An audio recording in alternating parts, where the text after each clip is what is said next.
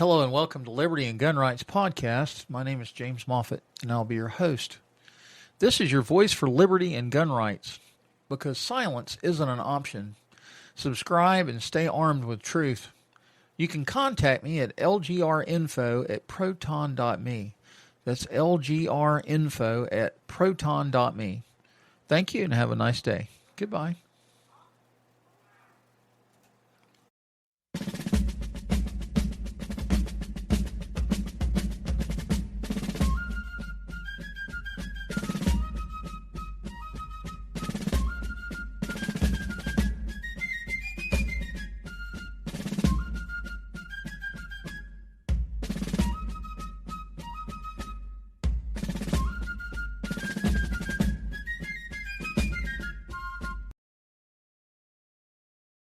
Hello and welcome to Liberty and Gun Rights Podcast. My name is James Moffitt, and I will be your host. Today is a special edition episode in memory of Charlie Kirk. As most of you have already heard, Charlie Kirk was assassinated in Utah. He was at a local university there talking to students about his conservative viewpoints, his conservative political viewpoints. And he was the founder of Turning Point organization. I think he started it when he was 18 years old, and at the time of his death, he was 31. But he believed in his conservative viewpoints, and he went from one college campus to another all across America, engaging with both conservatives and liberals on college campus. And he debated the other side. He debated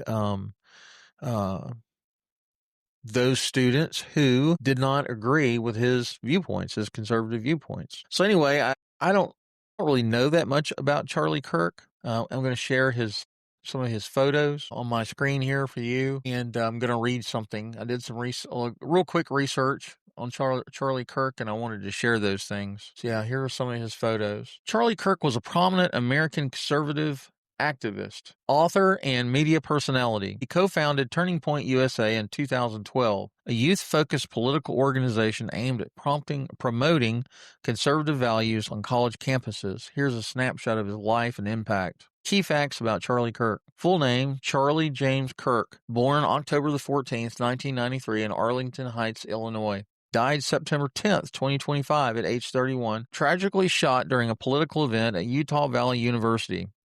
House is Erika Frantzve, Frantzve. I don't know how to pronounce that. A former Miss Arizona and Christian entrepreneur. Children, 2 young kids, a daughter and a son. Career highlights. Turning Point USA. Founded at age 18, it grew into a major conservative youth movement with hundreds of campus chapters. Turning Point Action and Turning Point Faith expanded his influence into political advocacy and religious mobilization. The Charlie Kirk Show, a nationally syndicated podcast and radio show that amplified his views on politics, culture, and faith. Political influence, a close ally of President Donald Trump, often credited with energizing young conservative voters. Controversies and criticism. Kirk was known for his unapologetic style and provocative statements, including opposition to gun control, abortion, and LGBTQ rights. He also promoted Christian nationalism and was criticized for spreading misinformation about COVID-19 in the 2020 election. Legacy. Despite the controversies, Kirk was widely admired by his supporters for his boldness and commitment to conservative values. His death sparked tributes from all across the political spectrum, including a heartfelt message from President Trump calling him great and even legendary. So that's the summary that ChatGPT gave me when I asked it to tell me about Charlie Kirk. I hope that Charlie Kirk rests in peace, and I am heartbroken for his family. I can only imagine the emotional trauma and the grief that his wife and his 2 children are walking through. I'm no stranger to grief. I've lost 2 children. One daughter, Jessica Ann, was 10 years old, and we lost her to cancer, and I lost a 38-year-old son named Jeremy in January of this year. So I'm not a stranger to grief, and I know how painful it is. And I know the different stages of grief that you go through. And I can only hope and pray that that family, his wife and his 2 children, son and daughter, have close family, a church family that can come around them and embrace them and support them in their time of need. Grief, it never goes away. You just learn how to live with it. And so let's talk about political violence for a minute. Some nut job, and I call them a nut job because that's probably what they are. They're either a criminal with a criminal history and background, or they're mentally ill. Time will only tell, and we won't know until that person is captured and the FBI and state authorities have a chance to interview them and interrogate them and see if they can figure out a motive. I'm sure they will be digging deep into social media to see what they can find out, and hopefully people close to this nut job will come forward and share information that will enable the authorities to capture this person. What drives people to kill another human being? I can't imagine. Yeah, sure, we've all been angry. We've all said things in fits of anger.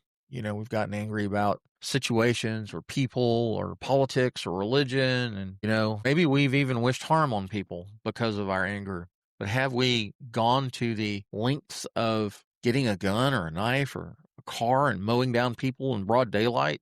No, because that's not what normal people do. We do what's called anger management.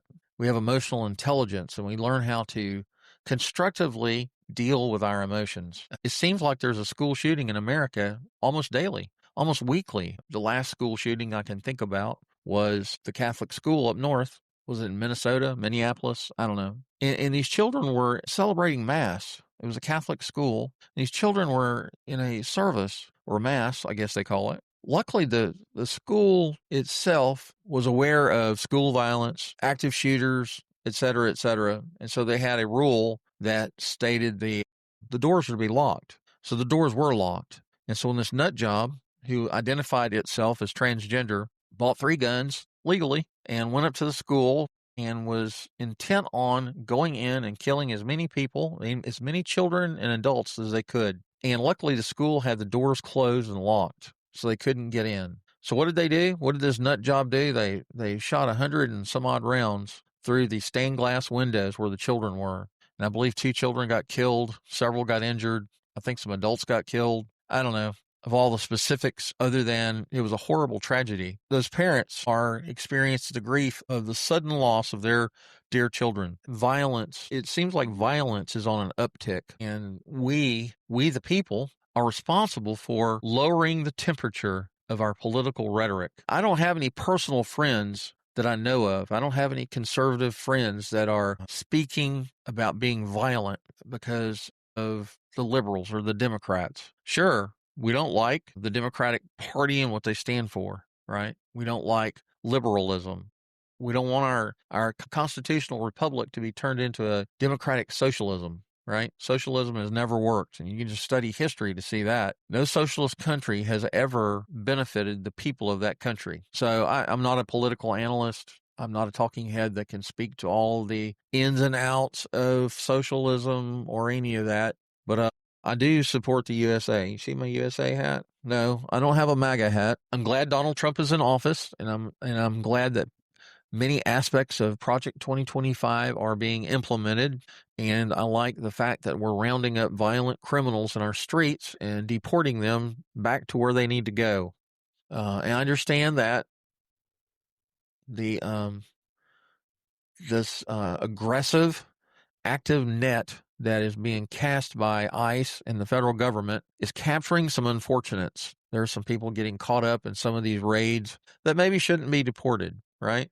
But maybe we should take that on a case-by-case basis. And if we capture somebody that is not a violent criminal, is not part of a Venezuelan cartel, not a known drug dealer, not a violent person that has committed violent acts against other Americans or other people or other humans, then maybe we shouldn't deport those people. Maybe we should just cut them loose and say, hey, I'm sorry. I don't think that's what's happening, though. I think if you get caught up in that net, they're sticking you on a plane and deporting you. I know the federal government, the court system has, the Supreme Court and some appellate courts have stepped in and been trying to mitigate that which is happening, right?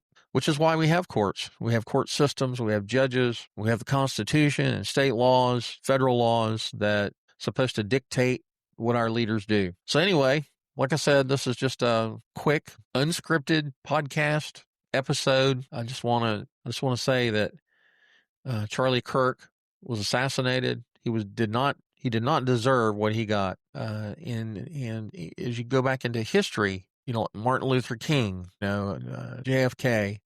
I'm not saying that Charlie Kirk, since he's not a politician, he doesn't can't lift him up to that standard. But there have been a lot of prolific political and religious leaders that have made a lot of positive changes for America and for the world. And they got assassinated, right? So Charlie Kirk is not one of the first. He's one of many. And it's wrong. It's not right. So if you're the praying type, please pray for his family, for his wife and children. If you're not a praying type, just send positive vibes to their family, wife and children. And let's do better. Let's work on how we communicate, what we communicate, how we communicate, and let's have a little bit of love and acceptance and compassion and empathy for others around us, whether they agree with us or not. It's okay. It's okay for people to believe different things. It's okay for people to be Democrat or liberals. Let's respect them. Let's be civil with them, and let's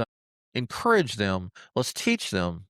Let's teach them in a civil manner what we believe and why we believe it. And let's give them the space to do the same. We don't have to agree with them. They may not change their minds, but they have a right to have the space to be respected and understood, right? Isn't that the American way? All right, everybody have a good day, and we'll talk to you later. Bye-bye.